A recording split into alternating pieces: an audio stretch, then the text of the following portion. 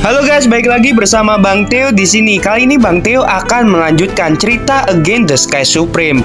Buat kalian yang penasaran, langsung saja ya simak video kali ini.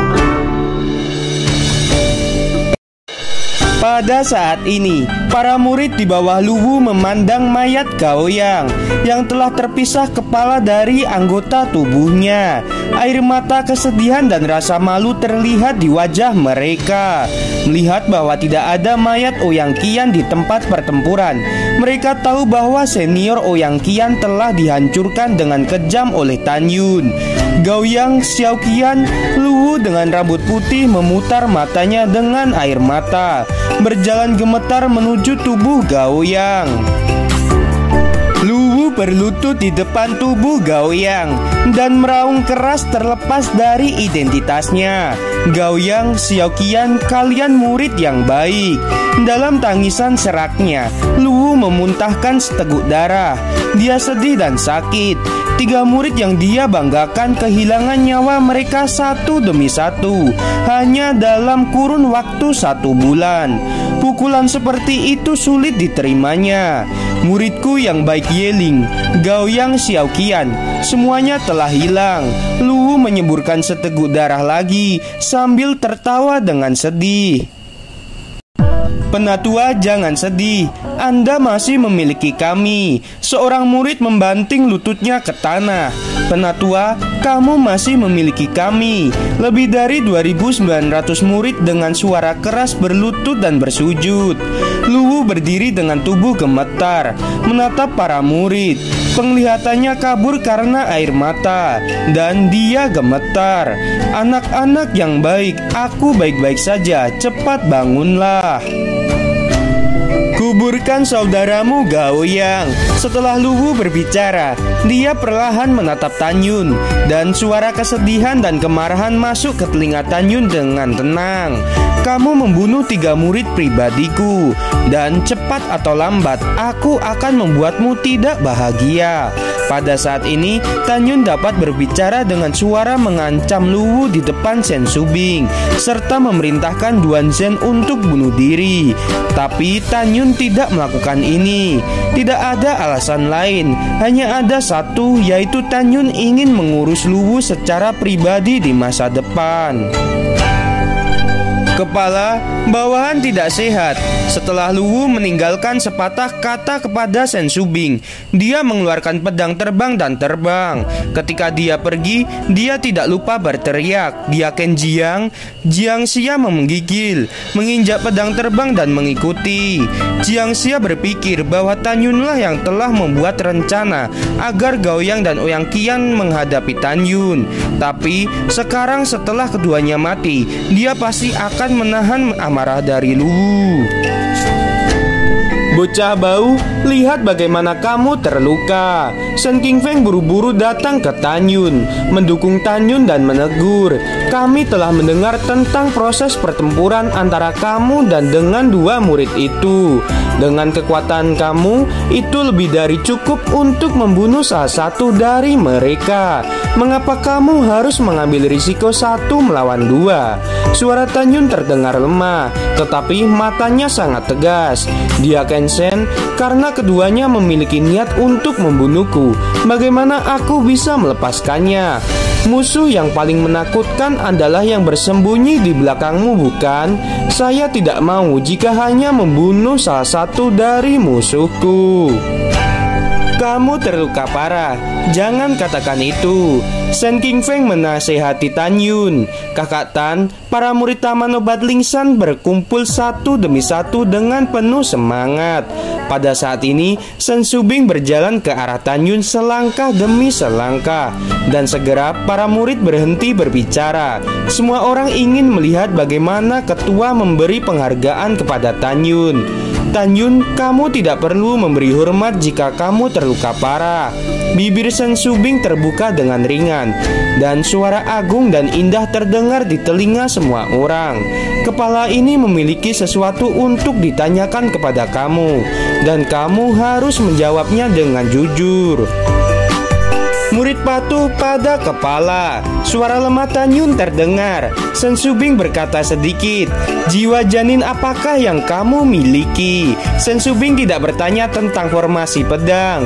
Bagaimanapun juga, itu adalah privasi latihan muridnya.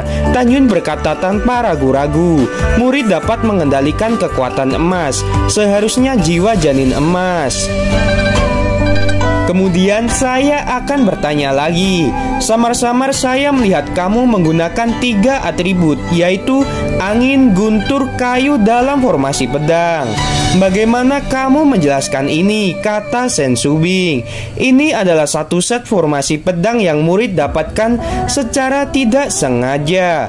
Formasi pedang datang dengan 3 kekuatan atribut, kata Tan Yun. Sen Subing tentu saja tidak percaya semuanya, tetapi dia tidak bertanya lagi. "Kamu telah tampil dengan baik, mari kita bicarakan. Hadiah apa yang kamu inginkan?" Tan Yun merenung sedikit dan berkata, "Murid tidak menginginkan imbalan apapun, hanya meminta kepala divisi untuk menyetujui 2 hal."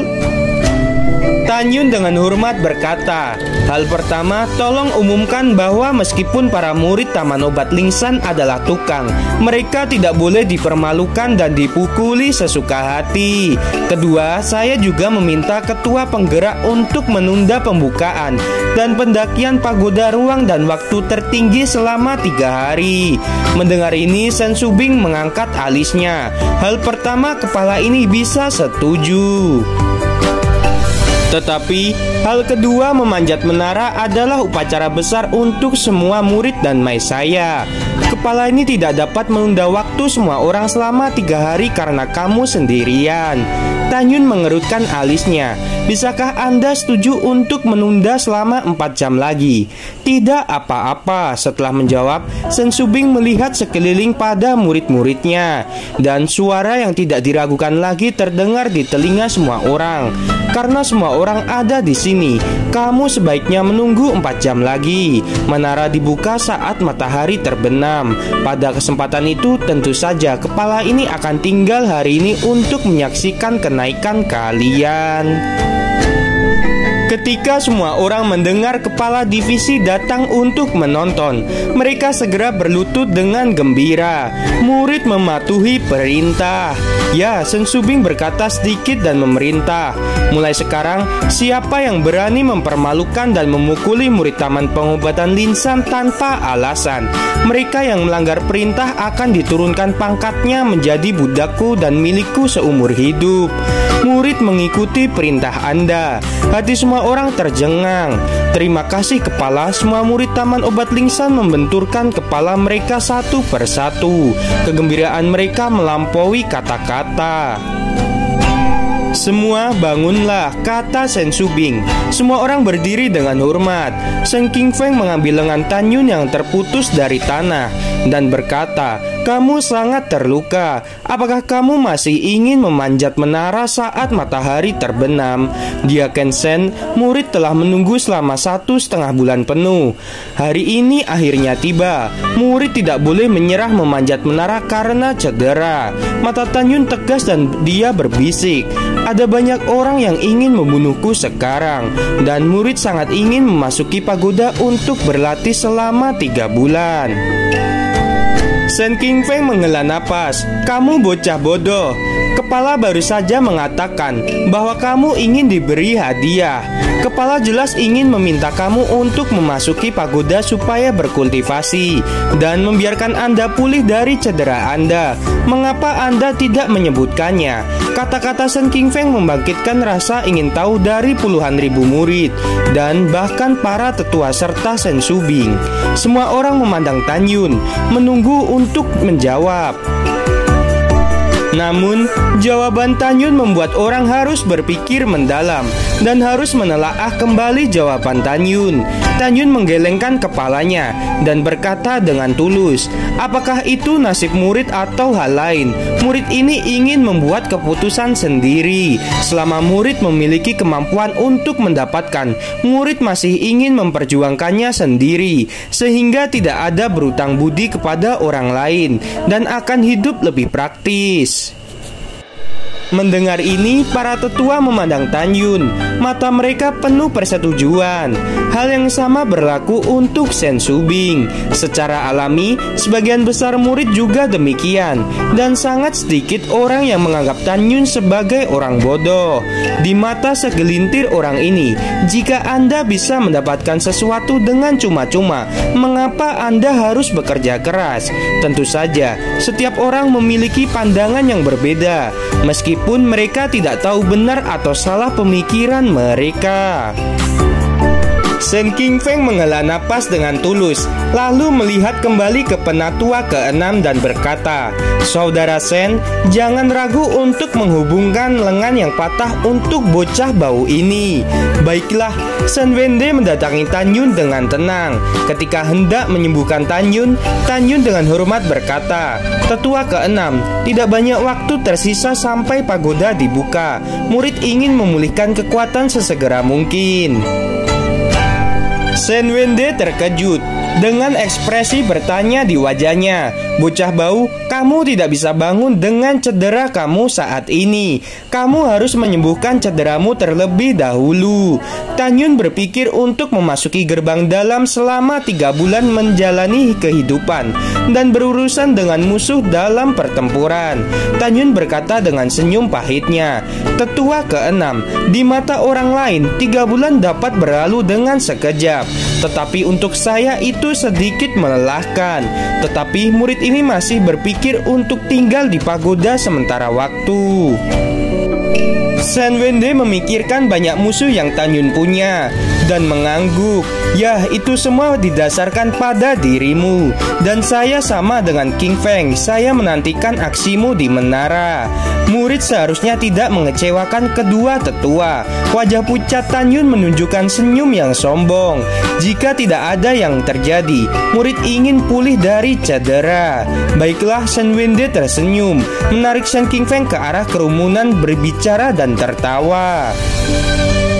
Tanyun yang kehilangan lengannya segera duduk di tempat, dan darah cincin Kiang Kun di tangan kanannya melintas dan lengan kirinya muncul di depannya. Tanyun memandang kerumunan dengan nada lemah, "Kakak, atribut air mana yang ingin aku bantu? Meskipun aku bukan atribut air, aku juga bisa membantumu." Tiba-tiba suara yang menyenangkan datang dari kerumunan. Tanyun mengerutkan kening, suaranya agak familiar. Ternyata itu suara wanita seperti mata air yang jernih. Seorang gadis dengan sosok langsing dan gaun hijau panjang berbalik ke arah Tanyun.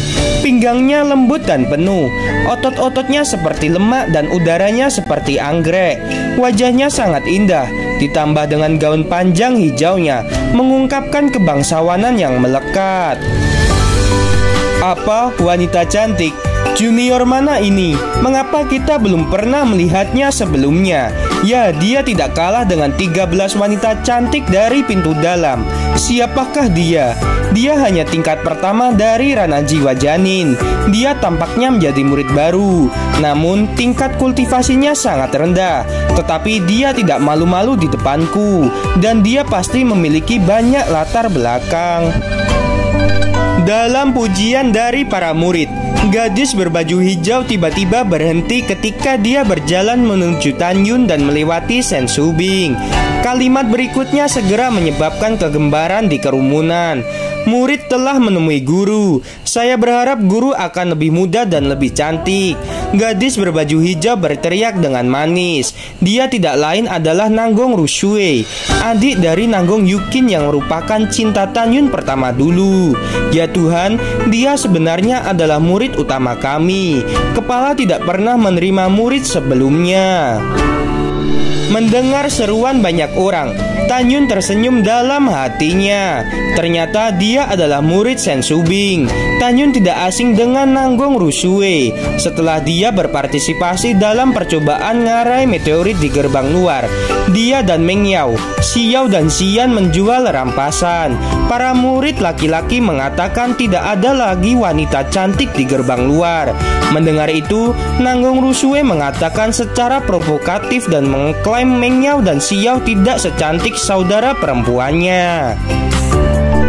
Tan Yun diam-diam memikirkan hal ini dan kemudian berpikir bahwa karena dia menjadi murid Sen Shubing, dia tampaknya cukup memenuhi syarat.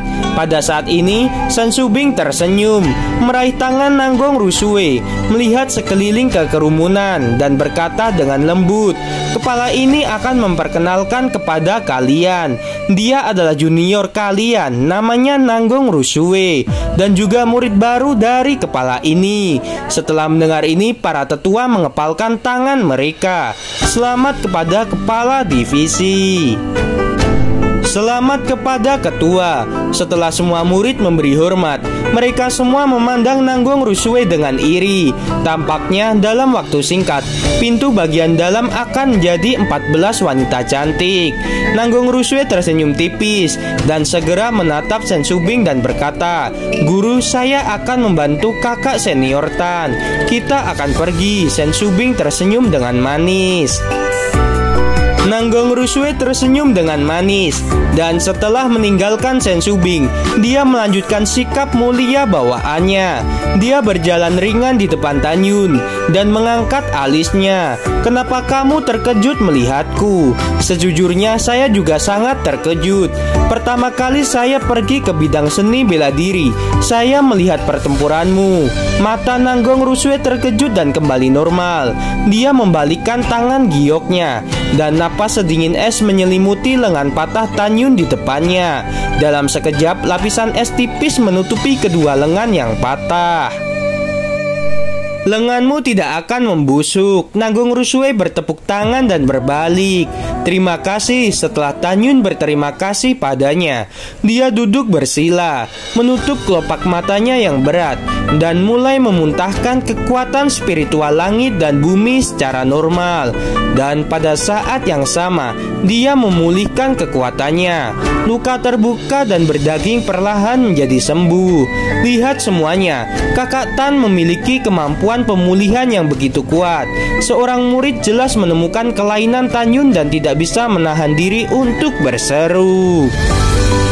Semua orang menatap Tan Yun, kecuali Sen Wende dan Sen Qingfeng yang telah lama mengetahui kemampuan Tan Yun. Mereka tidak terkejut. Meskipun Sen Shubing mengetahui dari mulut Sen Qingfeng bahwa Tan Yun memiliki kemampuan pemulihan yang jauh lebih baik daripada orang biasa, dia masih merasa sedikit terkejut saat menyaksikannya saat ini. Setengah jam kemudian, di rumah gua, Jiaxia berlutut di depan Luwu, menundukkan kepalanya. "Ini semua salah saya, karena memberi ide ini membuat Gaoyang dan Ouyang Qian terbunuh." "Ya, kamu terkutuk." Luwu bergegas menendang Jiaxia keluar dari guanya. Luwu bergegas keluar dari gua dan mengusap pipi Jiaxia dengan kakinya. Dia sangat marah dan berkata, "Jika bukan karena saran kamu, bagaimana mereka bisa mati? Karena kamu, aku kehilangan 2 murid pribadi terakhirku." Gimana teman-teman, episodenya semakin seru kan? Buat kalian nih ya yang penasaran, langsung saja subscribe dan like ya channel Bang Theo ini. Terima kasih teman-teman.